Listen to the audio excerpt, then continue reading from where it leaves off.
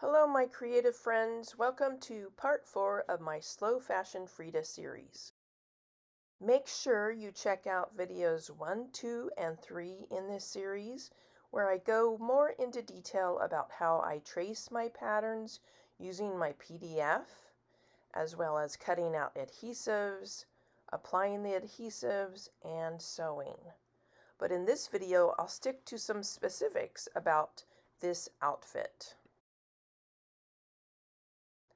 Frida Kahlo embraced her Mexican heritage, and in this video I am creating a traditional Mexican outfit for her. I'm using pieces from cotton garments that I got at thrift stores. I'm looking for embroideries and bright colors and maybe some details with scallops or a lot of detail. Frida wore layers, and I've designed this outfit with lots of layers so you have opportunities to use some really fun textiles. I'm using Steam a Seam 2 Light, which has 2 paper backings with a fusible web sandwiched in between. I love it. It's my favorite. It doesn't add a lot of bulk to my textile collage. You can also use these patterns with just a washable glue stick and piece them together like a quilter would, a quilt collager. But the thing to remember is check out the directions for the fusible web you happen to be using. With this fusible web, I want to trace my pattern in reverse on the side that has that yellow grid. That way everything will come out the way I've designed it and not in reverse. Well, it so happens I just didn't pay attention to that with this project, but in the end this project is pretty symmetrical. I can flip it either side and it doesn't change anything. So again, remember to check out your fusible web before you begin.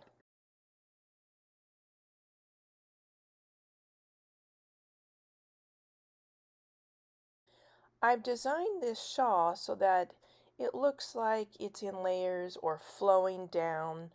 So I have little pieces that overlay on top of the hands that I've stamped. Just kind of to tuck them in, make it look more realistic, but really if you want to skip this part, it's just a personal choice. The PDF that accompanies this video is available on my website. And for your convenience, I've listed links to the products that I use in the video description. I want to thank you in advance if you do happen to use any of the links. As an affiliate, it helps me continue to create free video workshops on this platform. I also appreciate people who like and subscribe. No, I'm too small right now to make any money from this platform, but I want to put my work out into the world, and it helps my small business be more visible and be seen by more people. If you're a little confused why I'm switching up adhesives, go ahead and watch my other videos in the series where I explain it. But for this outfit, for this little piece of layered skirt, I've used a very loose weave scarf. So I did put fusible web on the back, first peeling off one layer, fusing it, and then peeling off the second layer. Now it's like an iron-on. But I'm adding this Sobo fabric glue so that it helps reduce the fray. I'm also using it at the same time to apply this little piece of vintage rickrack trim and a little piece of lace. So that's really the only time I use this Sobo glue, when I have a cut embroidered piece or I have something that's loose and frays easily. When the Sobo glue dries, I have no problem stitching with my machine. But if you're stitching by hand, think about where you're placing this glue. It just makes the hand stitching process a little more difficult?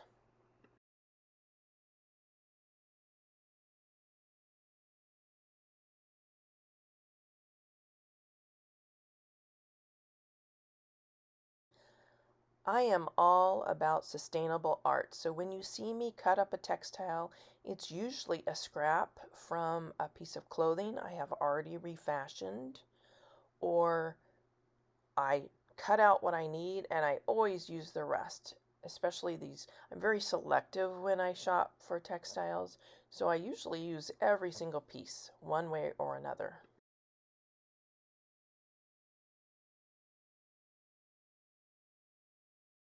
Another reason I thrift for my clothing for textiles and my upcycling refashions is that usually I find such really good quality fabrics. Not so much with the clothing of today, the fast fashion. It's made from cheaply made materials, and I just don't like the fiber content. I love the natural fibers. Linens, cottons, wools are my go-to. Rayons as well, that's made from plant fibers. For Frida's camisole, I'm using a vintage napkin. I love the embroidery on it, on the edging, but I will end up using every single part of that napkin. The edging, the corners for embellishments, as well as the extra fabric is usually made from a beautiful high quality linen, which is perfect for my stamping and my stenciling.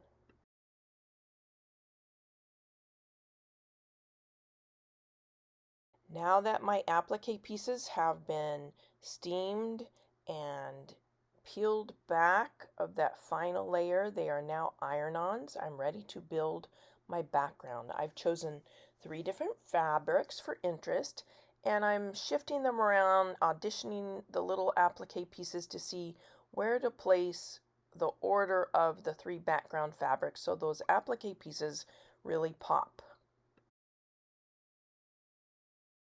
Temporarily hold the 3 background pieces together, I used a washable glue stick, and now I'm peeling back that final layer of my applique iron-ons and shifting them around. I can move them around any way I like until the final pressing. They're very removable, but they stay put as well. When I've arranged the pieces the way I like them, it's time to steam them and get them ready for sewing. Now, if you are not a sewist, you might want to explore that option. Check out your local quilt store for information on classes you can take to learn to sew basic items. For this project, I am using my Juki TL-18. I purchased this machine from Juki Junkies. There's a link in the description. They have the most amazing customer service. They have online tutorials for just about anything you would need to do with this machine, as well as a Facebook group with a wonderful group of members that answer each other's questions and help one another out no matter what Juki machine you might have. Now here's what I really appreciate about the Juki Junkie company. If you call them, a real person answers. I just can't believe there's still a company that has that as their branding. Like, they are all about customer service and helping you find the machine that will best suit your needs.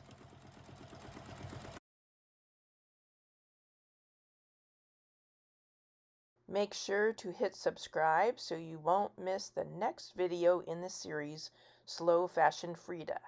Thank you so much for watching, and happy creating!